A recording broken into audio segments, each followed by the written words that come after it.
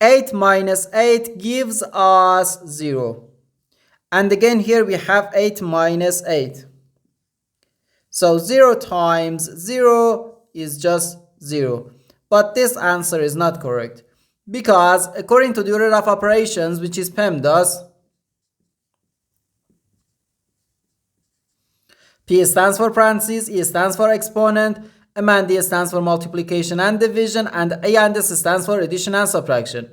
First we have to do parentheses, then exponent, then multiplication or division, and finally addition or subtraction. Remember that multiplication and division have equal priority and we have to work from left to right. And the same applies to addition and subtraction. In this expression we have one subtraction, one multiplication, and the one parenthesis. Inside this parenthesis we have one subtraction. Here we have a multiplication because in mathematics when a number is placed next to parentheses it means multiplication, and we usually don't write the multiplication sign for brevity. Okay, so according to the PEMDAS, first we have to do this parentheses, then this multiplication, and finally this subtraction. If we do this subtraction before this multiplication, it is wrong.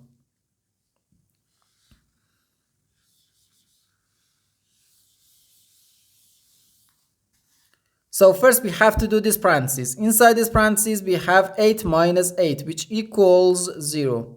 So we have 8 minus 8 then times 0. 8 minus 8 then times 0. Now in this expression we have one subtraction and one multiplication.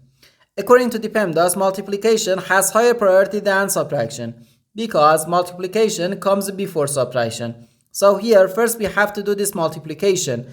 8 times 0 gives us 0.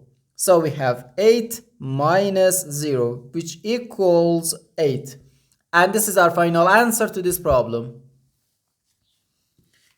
The correct answer is 8.